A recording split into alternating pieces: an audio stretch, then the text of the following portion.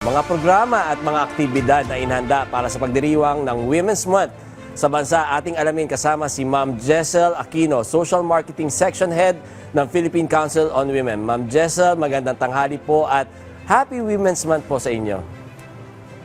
Happy National Women's Month po sa ating lahat. Ma'am Jessel, ano po yung mga programa at aktibidad na inhanda ng PCW para sa pagdiriwang ng National Women's Month ngayong taon po?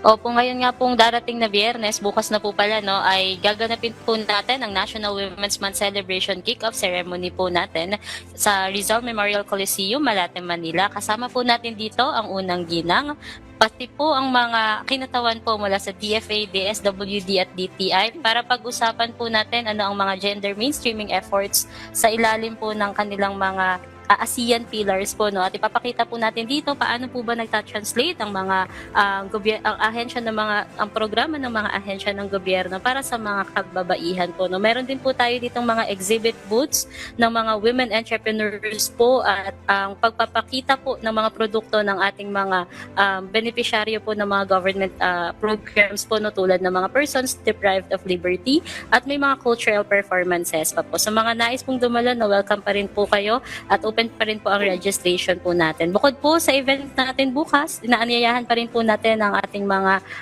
kaalyado po, no, na mag-purple po tuwing Wednesday bilang pakikiisa sa ating Purple Wednesdays campaign.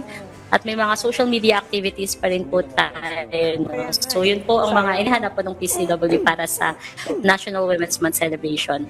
Okay. Ma'am, sa pagdiriwang po ng Women's Month, paano po ninyo nasisiguro itong mga nabanggit yung programa at aktibidad ng PCW ay tumutugon sa pangangailangan ng mga kababaihan, lalo na sa mga liblib at malalayong komunidad? Ang PCW po kasi ay policy making body at coordinating body po kami, no, para sa mga gender mainstreaming efforts ng pamahalaan po, no, na ang ginagawa po talaga namin, ang direct po namin na stakeholders ay mga government agencies po, no. Wala po kaming direkto na serbisyo sa mga publiko po, no. So ang ginagawa po natin, nagpo-provide po tayo ng mga technical assistance sa mga ahensya ng gobyerno para sa kanilang mga gender and development or gender mainstreaming efforts po, no. Ginagawa rin po natin ay may mga oversight agencies din po tayo, no, ay ine-oversight din po natin itong mga government agencies na to, na minomonitor po natin ang paggamit nila ng gender and development budget para makita po natin na sa pagpaplano pa lang po at sa paggamit po ng mga ganitong pondo ay nagagamit po talaga sa mas maayos po ng mga serbisyo para sa mga kababaihan po, no. So una po yun, yung technical assistance. I-ensure po natin na sa umpisa pa lang po ng pagpaplano natin ng mga programa ng mga ahensya ng gobyerno ay pinapakita na natin, no, nasasagot natin ang mga pangangailangan ng mga kababaihang stakeholders po, no. And then dun po sa monitoring na trabaho nga po ng PCW ay kung paano po ba nila ginagamit yung mga natutunan nila sa technical assistance na binigay po ni PCW sa paggamit po ng GAD budget sa mga programang isinagawa po nila. Sa pamamagitan po nito, na-ensure po natin na ang mga programa ng pamahalaan ay tunay po na sumasagot sa pangangailangan ng kababaihan. Okay.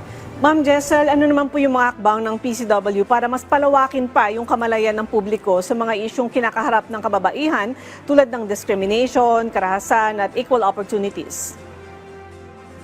Opo, bilang pangunahing ahensya po na nangangalaga sa karapatan at kapakanan ng kababaihan, ang PCW po ay nagfo-focus po, no, sa mga paglunsad po natin ng mga pambansang polisiya at mga programa na nakabase pa rin po sa gender mainstreaming po. Yun nga po, nagbibigay kami ng technical assistance, no, at guidance sa paggamit po ng gender and development budget at gender mainstreaming efforts po ng mga ahensya po ng gobyerno, no. Sa ganitong paraan po, no, nakikita natin na mas maunawaan po ng publiko yung karapatan ng mga kababaihan at maiwasan din po yung mga diskriminasyon, karahasan at masiguro po, no, na pantay ang oportunidad po na nararanasan po ng bawat isa po, no. Isa rin po sa ginagawa ng PCW bilang policy making body ay naglulunsad po tayo ng mga polisiya, no. Last year nga lang po ay nag-launch po tayo ng Women's Priority Legislative Agenda sa 20th at 21st Congress po. Ito po yung comprehensive na roadmap po natin na para i-advance ang gender equality at to protect po yung rights ng mga kababaihan at ng LGBTQIA+ community po, no. So nilatag po natin itong mga batas na ito na sana po ay makuha po at maipasa po bilang mga batas.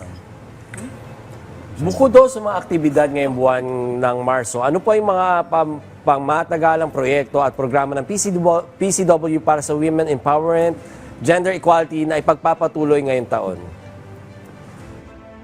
Kasabay po ng pagiging chair ng Pilipinas sa ASEAN po ay tayo rin po ay chair ng ASEAN Committee on Women, no? Ang PCW po bilang lead po nito.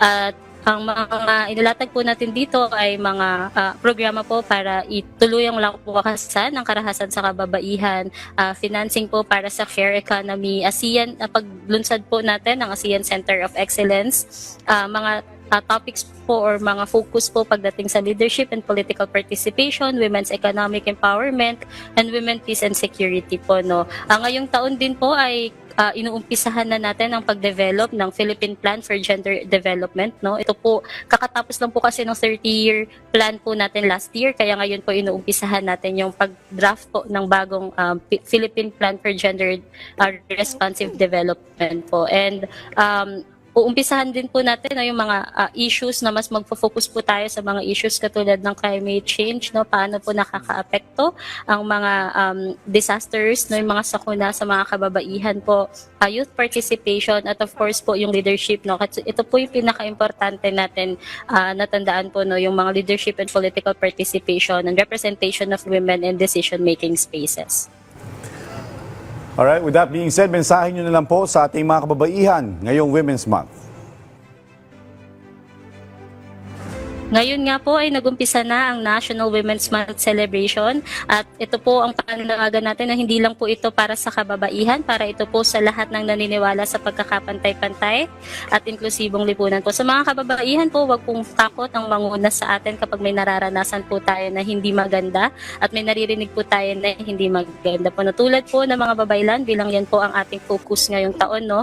Nakaugat po sa atin ang leadership, no, na nag-umpisa po tayo dito sa Pilipinas na meron pong mga ganitong skills, at patuloy po nating ihuho ng ating mga kakayanan bilang isang mga babae po. Sa mga kalalakihan at talays po, salamat po sa patuloy na suporta, dahil ang gender equality nga po ay hindi war of sexes, no. Wala pong hindi po ito laban kung sinong mas mataas, sinong mas magaling, sinong dapat manguna, kundi laban po ito para sa mas makatarungan at mas maunlad na lipunan po. Sama-sama po nating patunayan na we can be equal. Salamat po and Happy National Women's Month.